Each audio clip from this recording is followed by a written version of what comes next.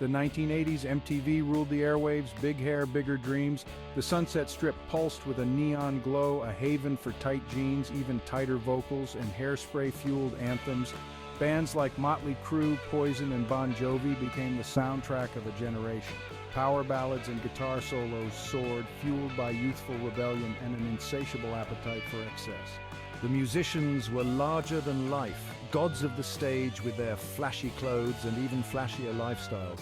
Every guitar riff, every drum solo screamed of ambition and the allure of rock and roll fantasy.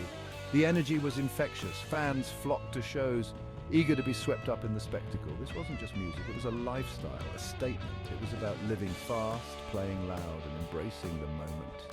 The Sunset Strip became synonymous with this glam metal explosion, a place where dreams were chased and for some realized. The Sunset Strip wasn't just a place, it was a state of mind, a place where anyone could be a rock star, even if just for one night. But beneath the glitter and the glam, a shift was brewing. The relentless pursuit of pleasure and the escapism began to ring hollow for some. The music, while catchy, lacked a certain depth. It didn't reflect the realities of everyday life for many teenagers struggling to find their place in the world. The shine of hair metal began to lose its luster, revealing a hollowness beneath the surface. A new generation, disillusioned and searching for authenticity, yearned for something more. They craved music that spoke to their struggles, their anxieties, their experiences. The stage was set for a seismic shift in the landscape of rock music, a change that would come from the unlikeliest of places, a change that smelled like teen spirit.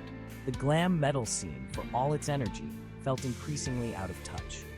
The lyrics, often focused on parties, girls, and rock and roll, failed to resonate with a generation facing real-world problems. The economic recession of the late 80s, coupled with social issues like AIDS and homelessness, created a sense of disillusionment among many young people. The escapism offered by glam metal, once a welcome distraction, now felt shallow and irrelevant. The excess, once alluring, began to feel vulgar. The music, once a symbol of rebellion, now seemed manufactured and controlled by record labels more interested in profit than artistic integrity. A growing sense of disconnect emerged between the artists and their audience. The kids in the mosh pits weren't living the rock star fantasy.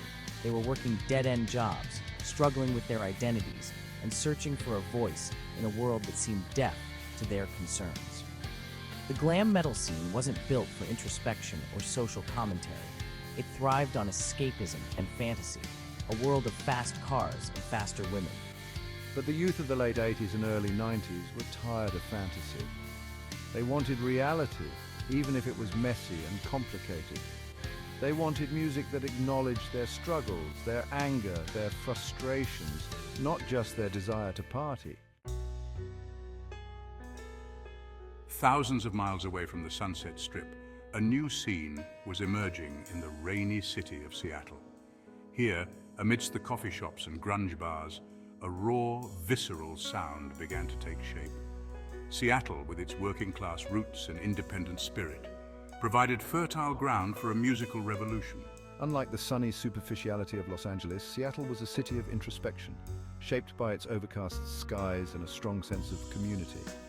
The music scene reflected this sensibility, embracing authenticity and emotional honesty over polished production and calculated image.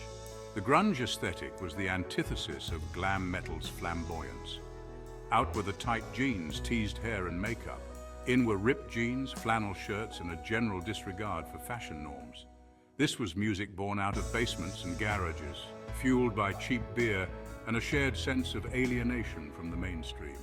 Bands like Green River, Mudhoney, and Soundgarden began to attract a following with their raw, uncompromising sound. The music resonated with a generation hungry for authenticity and tired of being spoon-fed manufactured pop. This was music that spoke to their experiences, their anxieties, their frustrations. The Seattle sound wasn't about escapism. It was about confronting the darkness and finding beauty in the brokenness. Section 4. Seeds of Discontent, Early Rumblings of Grunge.